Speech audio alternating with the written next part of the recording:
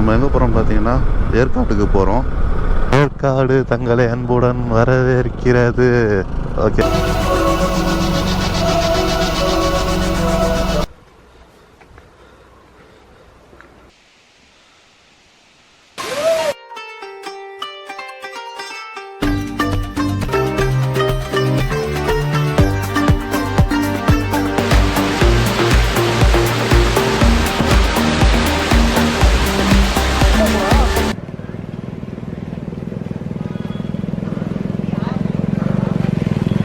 Fog பார்த்தீங்கன்னா வேறு லெவலில் இருக்குது.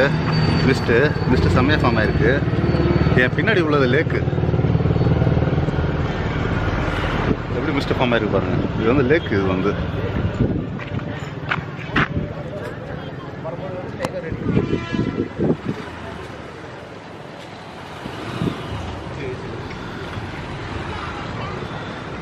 இந்த இடம் ஃபுல்லாக லேக்கு.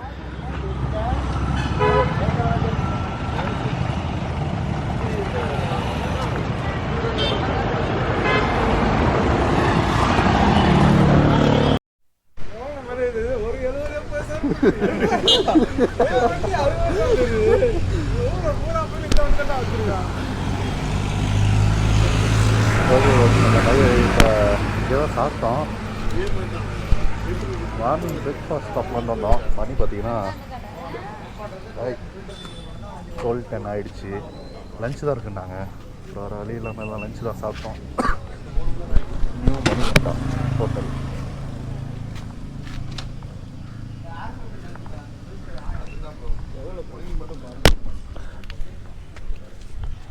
ஏதாவது வேறு சேர்வராயன் சேர்வராயன் கோயிலுக்கு வேறு லெவலில் இருக்குது கிளைமேட்.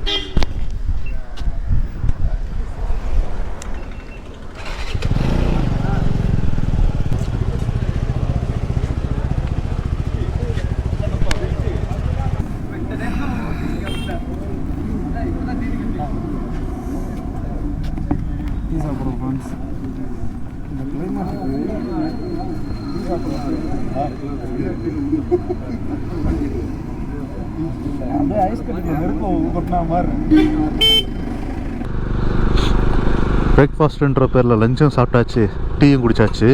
இப்போ சேர்வராயன் டெம்பிளுக்கு தான் போகிறோம். கிளைமேட் எப்படி இருக்கு பார்க்கலாம்.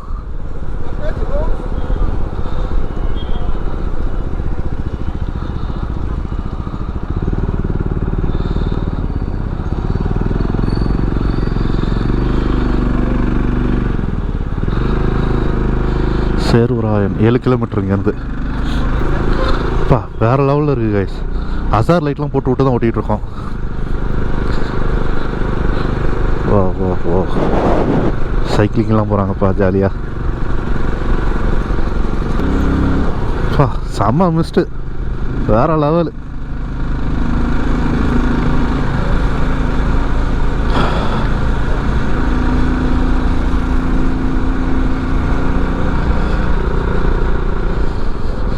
Wow.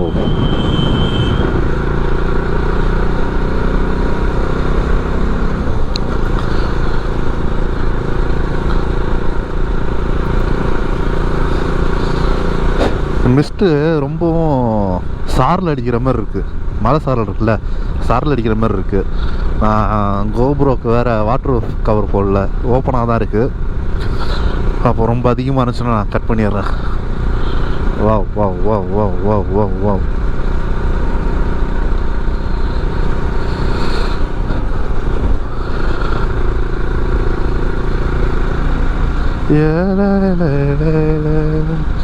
அடடா, இவனை இதான் நம்ம மிளகு கொடி மரத்தில் ஏறுதுல்ல, அதான் மிளகு கொடி.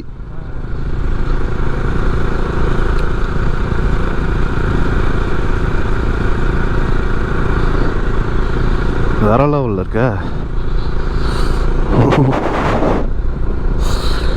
கை விரைக்குது.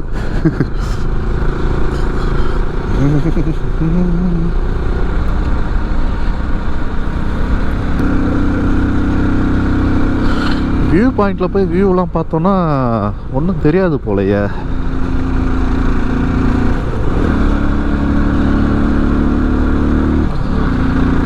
என்ன இந்த சைடு மிஸ்ட்டு சுத்தமாக இல்லை.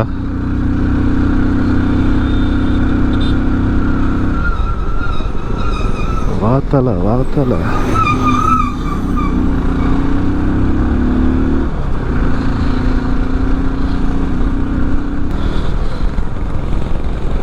கைஸ், இங்கே விவசாயம் பார்த்தீங்கன்னா பாலா, அப்புறம் நட்சத்திர ஆப்பிள்னு ஒன்று இருக்குது, அது ஆரஞ்சு, ஏலக்காய், மிளகு. வாவ்.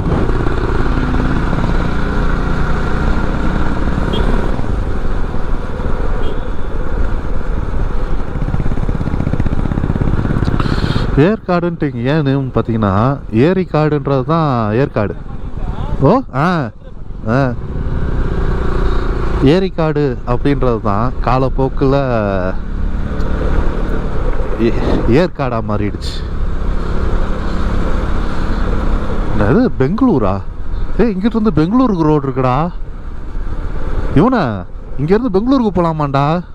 பெங்களூருக்கு ரோடு இருக்காண்டா இங்கேருந்து, பாத்தியா? ஆ சேர்வராயன் கோயிலுக்கு போகிற வழியிலேருந்து இங்கேருந்து பெங்களூருக்கு ரோடு இருக்குது, பரவாயில்ல. சேர்வராயன் கோயில் என்ட்ரன்ஸ் வந்தாச்சு. இதுதான் அந்த என்ட்ரன்ஸு.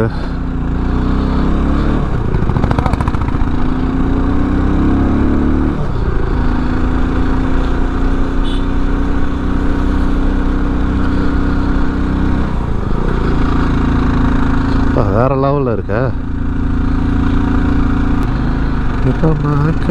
சௌக்கியமா ஆமாம்மா கண்ணு சௌக்கியமா. சேர்வராயன் கோயிலுக்கு என்ட்ரன்ஸ் வந்தாச்சு. உள்ளே வந்து டிக்கெட் இருக்கு, ஒரு வண்டிக்கு வந்து 10 ரூபா.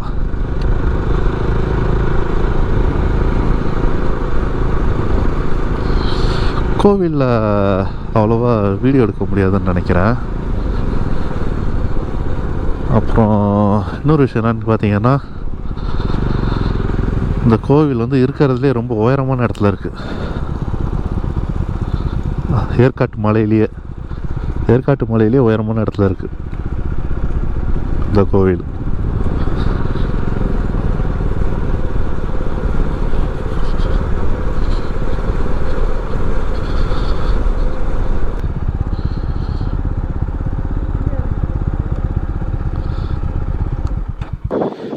நம்ம வந்து பார்த்தீங்கன்னா சேர்வராயன் கோயிலுக்கு வந்தாச்சு. கோவில் ரொம்ப பெரிய கோயில் இல்லை, சின்ன கோயில் தான், ஆனால் ரொம்ப அழகாக இருக்குது பார்க்குறதுக்கு. ஆனால் நட சாத்திட்டாங்க, பண்டபடியோடு க்ளோஸ் போல். மற்றபடி கேப்பு தெரியும்னு நினைக்கிறேன். அங்கேருந்து சாமி பார்க்கலாம் போல். வீடியோ எடுக்கக்கூடாதுன்னு போர்டு போட்டிருக்கு. சும்மா வெளியே மட்டும் காமிச்சிட்டு வேறு இடத்துக்கு போவோம் டக்குட்டு.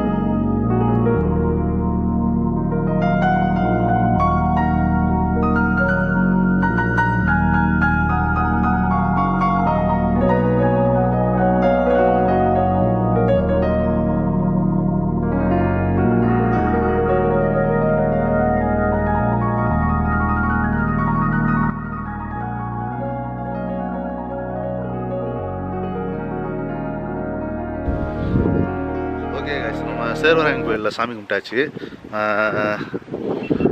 அடுத்தடுத்த பிளேஸ் பக்கத்தில் தான் இருக்குது. ஸோ அதனால் அங்கேருந்து போய் கண்டினியூ பண்ணுறேன். இப்போ பக்கோடா வியூ பாயிண்ட்டுக்கு போகிறோம். அப்புறம் gents view point, gents seat, ladies seat view பாயிண்ட்லாம் இருக்குது. இல்லை எது ஃபஸ்ட்டு வருதுன்னு தெரியல. அங்கே போய் கண்டினியூ பண்ணுறோம். இங்கேயும் கிளைமேட் வந்து வேறு லெவலில் இருக்குது. இங்கே சுற்றிலும் தெரியல, மேகம் கிடையாது, வெறும் மிஸ்ட்டு தான் இல்லை கைஸ். இப்போ பார்த்தீங்கன்னா இது என்ன இது பக்கோடா வியூ பாயிண்ட் தான் பொறுமை இருந்துச்சு. பசங்களை சேர்ந்து எல்லாம் போட்டிங் போகலான்னு முடிவு பண்ணிட்டோம். பின்னாடி தான் லேக் இருக்குது. போட்டிங் போயிட்டு அப்படியே பக்கோடா வியூ பாயிண்ட் இருப்போம்.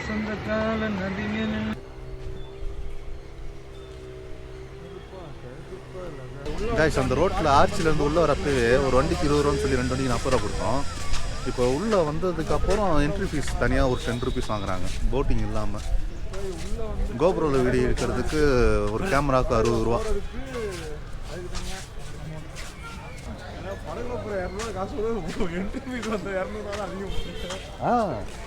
Okay sir. இப்போ இது போட் ஹவுஸ் டிக்கெட் எடுத்துகிட்டு மிதி போட்டு தானே இப்போ மிதி படகு தானே நம்ம சேஃப்டி ஜாக்கெட்லாம் போட்டு ரெடி ஆகிட்டோங்க. நம்ம சுவானா நம்ம தம்பி ராஜ்குமார்ண்ணா போகலாங்களா?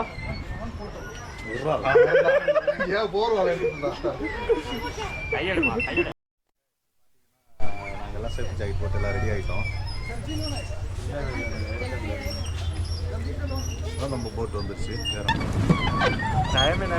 ஓகே கைஸ், இப்போ பார்த்தீங்கன்னா நம்ம போட் ஹவுஸ் கிளம்பியாச்சு.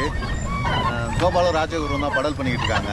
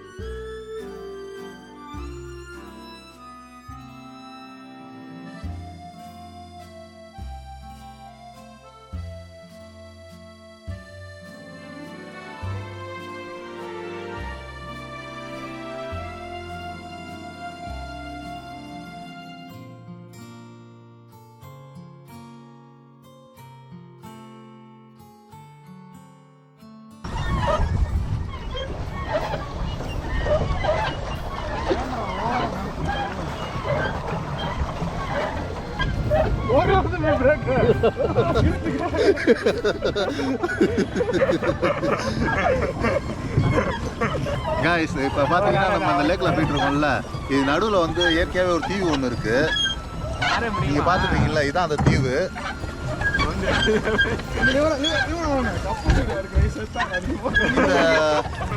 இந்த தீவை பார்த்தீங்கன்னா அப்படியே ஒரு சுற்றி வரலாம்.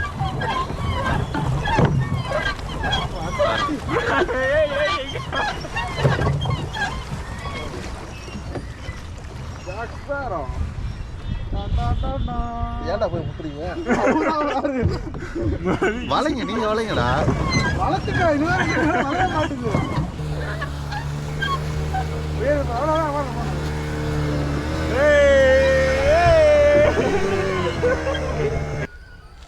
கைஸ், போட்டிங் பார்த்தீங்கன்னா நம்ம வந்து முடிச்சாச்சு.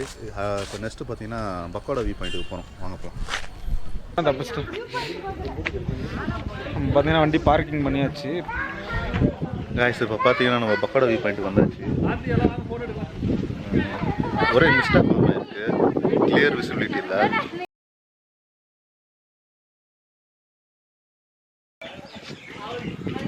கைஸ், நம்ம பார்த்தீங்கன்னா பக்கோடா வியூ பாயிண்ட் வந்தாச்சு. இங்கேருந்து பாருங்கள் வானத்தை, ஃபுல்லாக மிஸ்ட் ஃபார்ம் ஆகிருக்கு. இங்கேருந்து பார்த்தா டோட்டல் சிட்டியே தெரியணும், ஆனால் ஒன்றுமே தெரியலை.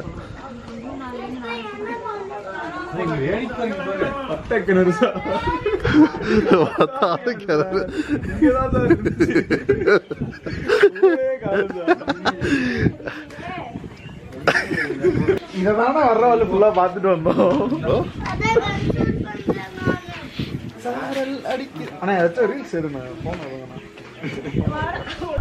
கைஸ், இப்போ பார்த்தீங்கன்னா நம்ம பக்கோடா வியூ பாயிண்ட்ல தான் கிளம்புறோம். இங்கேருந்து ஜென்ஸ் சீட்டு, லேடிஸ் சீட்டு, சில்ட்ரன் சீட்டு, இந்த மாதிரி மற்ற வியூ பாயிண்ட்லாம் இருக்குது. அங்கெல்லாம் போகலான்னு பார்த்தா பாருங்கள் மிஸ்ட்டு எப்படி இருக்குன்ட்டு. இந்த அளவுக்கு மிஸ்ட் இருந்தால் எங்கே நம்ம போய் வியூவை பார்க்குறது? சரிப்பட்டு வராதுன்ட்டு இங்கேயே திட்ட ஒரு 2 ஹவர்ஸாக வெயிட் பண்ணிகிட்டு இருந்தோம். கொஞ்சம் டைம் ஸ்பெண்ட் பண்ணிவிட்டு அப்படியே வாக்கிங் மாரி போயிட்டு கொஞ்சம் அப்படியே என்ஜாய் பண்ணிவிட்டு அந்த ஸ்வீட் கார்ன் அதெல்லாம் இருக்குல்ல, அதெல்லாம் சாப்பிட்டுட்டு அப்படியே இருந்தோம். இப்போ என்ன பண்ணுறோன்னா வீட்டுக்கு தான் போகிறோம். வீடு எப்படின்னா நம்ம வந்த ரூட்லேயே போகல. நம்ம வந்தது எப்படின்னு பார்த்தீங்கன்னா திருச்சியிலேருந்து துறையூர், பவித்திரம், சேந்தமங்கலம் வழியாக சேலம் வந்து அங்கேருந்து ஏற்காடு வந்தோம். இங்கேருந்து எப்படி போகிறோம் பார்த்தீங்கன்னா குப்பனூர், அயோத்திப்பட்டினம், வாழப்பாடி, தம்பம்பட்டி, உப்பிலியபுரம், துறையூர், திருச்சி இப்படி போகிறோம்.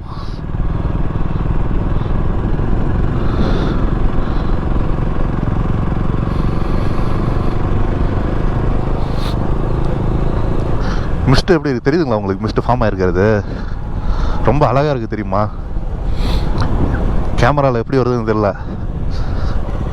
நம்ம கண்ணால் பார்த்து ரசிக்கிறது கேமராவில் அந்த அளவுக்கு கரெக்டாக இருக்கான்னு எனக்கு சரியாக தெரியல. முடிஞ்ச அளவுக்கு பாருங்கள், நல்லா இருக்கு. நான் காலையில் வரப்போ சொல்லியிருந்தேன் ஒரு 20 அடிக்கு அங்கிட்டு என்ன நடக்குது தெரியக்கூடாதுன்ட்டு. அது இப்போ நடந்துக்கிட்டு இருக்கு.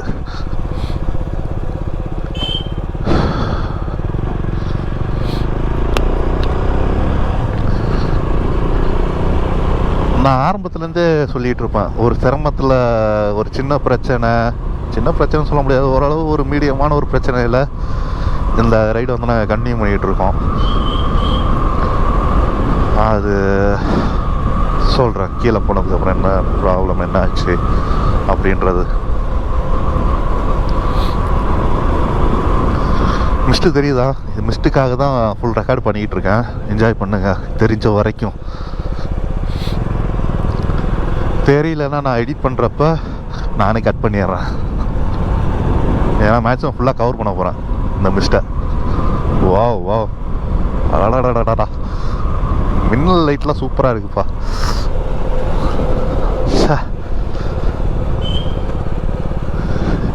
செம்ம சாட்டையாக இருக்குல்ல.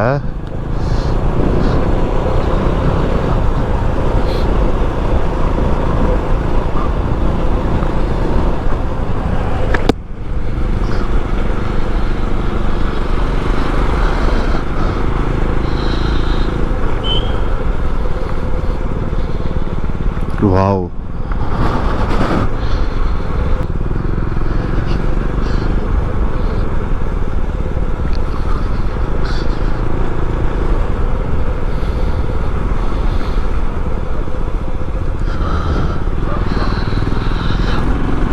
ஃபோனோட வெளிச்சம் உங்களுக்கு கூசுதோ? இன்னும் கொஞ்சம் பிரைட்னஸ் கம்மி பண்ணிட்டா?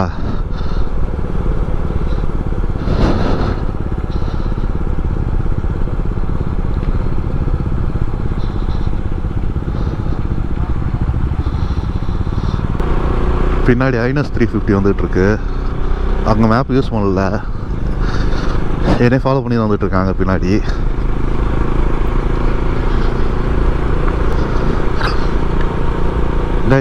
ஒரு முக்கியமான விஷயம், என் லைஃப்பில் இந்த அளவுக்கு மிஸ்டில் ஃபஸ்ட் டைம் மிஸ்டில் இருந்திருக்கேன். ஆனால் அது ஒரு பாசிங் க்ளவுடு மாரி ஒரு 10 நிமிஷம் ஒரு அந்தமாரி 10 நிமிஷம் 5 நிமிஷத்தில் அது வந்து கலைஞ்சிரும். ஆனால் அந்த மாதிரி மணிக்கணக்காக நான் மிஸ்டில் இருந்ததில்லை. ஹெல்மெட்டோட வைசரை க்ளோஸ் பண்ணால் சுத்தமாக விசிபிலிட்டி இல்லை. Wow wow wow.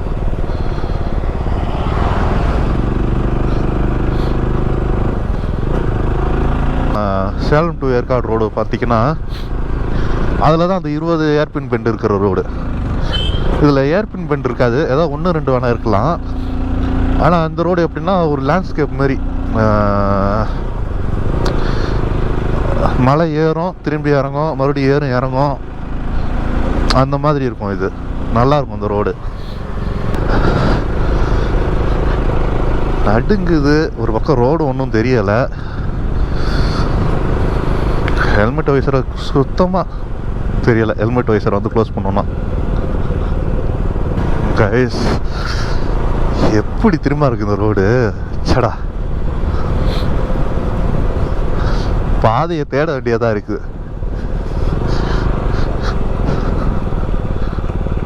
வாவ், ரொம்ப சூப்பராக இருக்குதாடா. கைஸ் மிஸ்ட்டு கொஞ்சம் கொஞ்சமாக கம்மியாகுது. கேமராவில் ஒரு இடத்துல ரெக்கார்ட் எழுந்திருக்காது, ஒரு இடத்துல சுத்தமாகவே தெரியல. அந்த இடத்துல டேனிங் இருக்கு. நான் நேர் ரோடுன்னு பட்டு நான் பட்டி நேராக பக்கத்தில் போயிட்டேன். அதுக்கப்புறம் தான் தெரியுது அது யூட்டன் மாரி, இந்த மாரி வளையிற இடம்ட்டு செவ்வறு மாரி ஆயிடுச்சு மிஸ்ட்டு வந்து.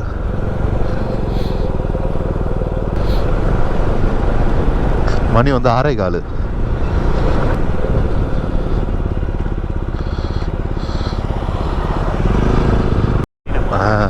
ஓகே கேஸ், இப்போ பார்த்தீங்கன்னா நம்ம மலையை விட்டு கீழே இறங்கியாச்சு, செக் போஸ்ட்டை தாண்டியாச்சு.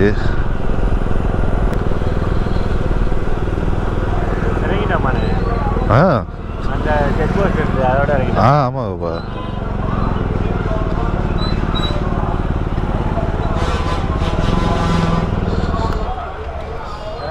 வேணா பார்க்க. ஓகே கேஸ், இப்போ பார்த்தீங்கன்னா கிட்டத்தட்ட ஒரு பாதி தூரம் வந்தாச்சு.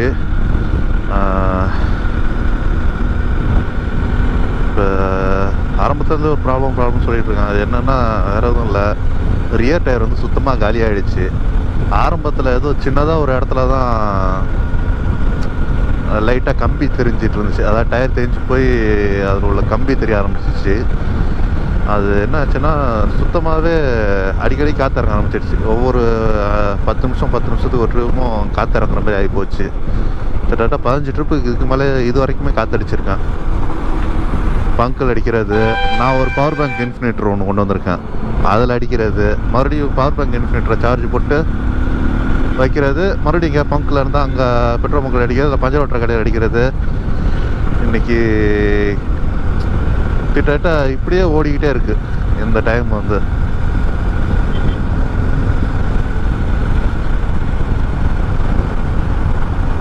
டயர் கண்டிஷன் எப்படி இருக்குன்னு உங்களுக்கு காட்டுறேன் பாருங்களேன், அது ஃபுட்டேஜை வந்து போடுறேன் பாருங்களேன். நீங்கள் ஆரம்பத்தில் சும்மா வீடியோ பார்த்து என்ஜாய் பண்ணணும், சரி ஓகே இதை நாங்கள் டயரில் இந்த கம்ப்ளைண்ட்லாம் இருக்குது அப்படின்றதெல்லாம் மென்ஷன் பண்ண வேணான்னு தான் ஆரம்பத்தில் எதுவும் சொல்லலை. மை ஃபால்ட்டு தான். பட்டு என்னன்னா இந்தியன்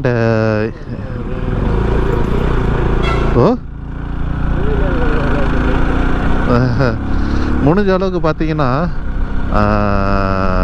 தமிழ்நாடு, அதாவது இந்தியன் வண்டியை முடிஞ்ச அளவுக்கு வாங்குற மாதிரி பார்த்துக்கோங்க.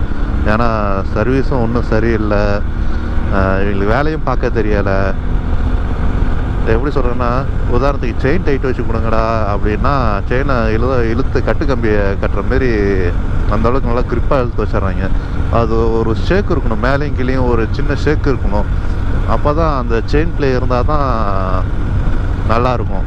நல்லாயிருக்குன்னா கறக்குன்னு இருக்கும், பிக்கப்பு எல்லாமே கரெக்டாக இருக்கும், மைலேஜும் எல்லாம் கரெக்டாக தரும், அடி வாங்காமல்.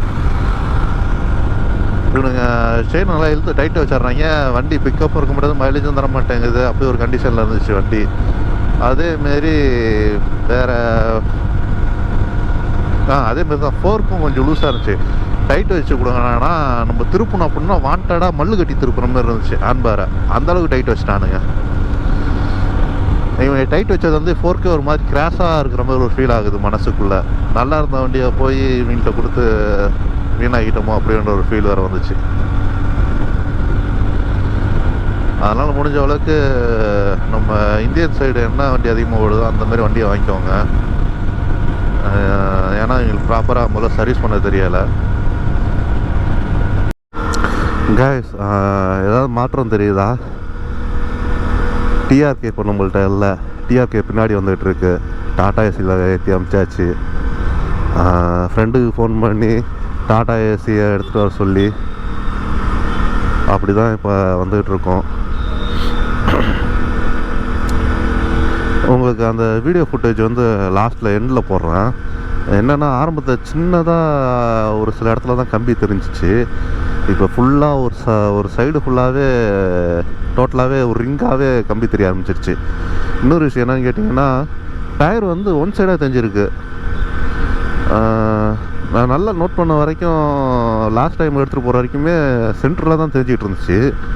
ஆனால் இந்த ட்ரிப்பு பார்த்தா டயர் வந்து டோட்டலாகவே ஒன் சைடாக தெரிஞ்சிருக்கு. ஏன் ஒன் சைடாக தெரிஞ்சிருக்குன்னு எங்களுக்கு தெரியலை. ஏதாவது உள்ள பேரிங் எதுவும் பிரச்சனை இருக்கா? இல்லை வேறு ஏதாவது காரணமாக என்னன்னு தெரியலை, அதை செக் பண்ணணும்.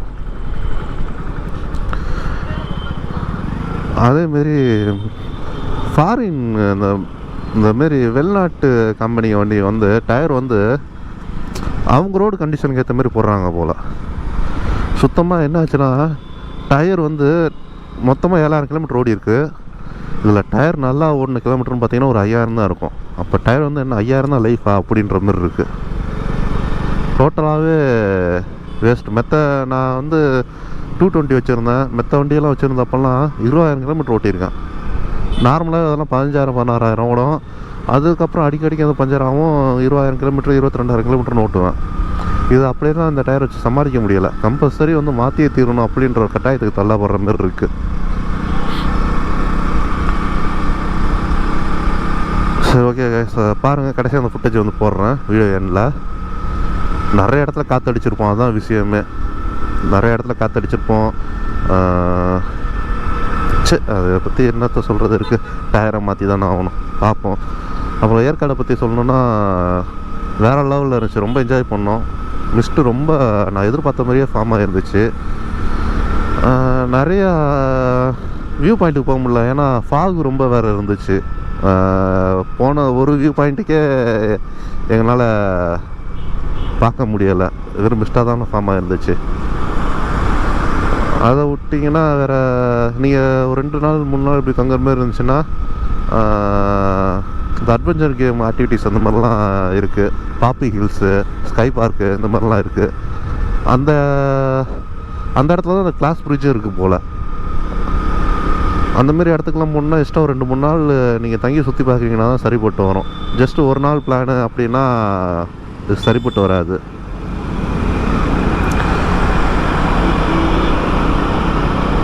அப்புறம் வண்டி ஏற்றுனது, ஃப்ரெண்டு வர சொன்னது, யார் ஹெல்ப் பண்ணது, இதெல்லாம் சொல்லலாம்னு நினைக்கிறேன். ஏன்னா ஹெல்ப் பண்ணவங்கள அப்புறம் புகழ்ந்து சொல்கிற மாதிரி ஆயிரும். இதுவும் என்னோடய வண்டி தான், பேஷனு, ஒர்க்குக்காக எடுத்தது. சரி, ஓகே காய்ஸ், நாங்கள் ஆல்மோஸ்ட்டு பால் பண்ணிக்கிட்டு வந்தாச்சு. திருச்சி பால் பண்ணிக்கிட்ட இன்னும் கொஞ்சம் தூரம் தான் இருக்குது. நான் இதோட இந்த வீடியோ வந்து எண்ட் பண்ணிக்கிறேன். அப்புறம் ஒரு முக்கியமான விஷயங்க, merry Christmas and happy new year. ஏன் நான் இவ்வளோ சீக்கிரமாக சொல்கிறேன்னா, என்னால் அடிக்கடிக்கு வீடியோ எடுத்து போட முடியாது. எல்லாத்துக்கும் ஹாப்பி நியூ இயர். இந்த வீடியோவே நியூ இயர்க்குள்ளே வருமானதே டவுட்டு தான். Bye guys. ஏடா கோபால், வண்டி இந்த மாதிரி ஆயிடுச்சு. அதான் இது சொல்கிறேன், என்னோட வண்டியில் சொல்கிறேன்டா, என் வண்டியை சொல்கிறேன்.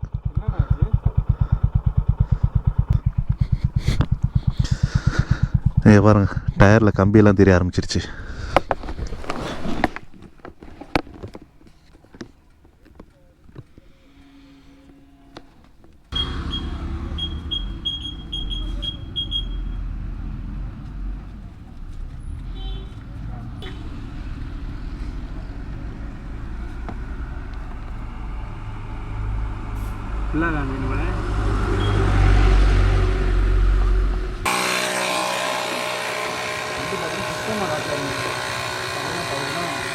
பாருங்க ஃப்ரெண்ட்ஸ், ஏன் வச்சு தமிழ் நோட் ரெடி பண்ணிட்டு இருக்கான் பார்த்தியா?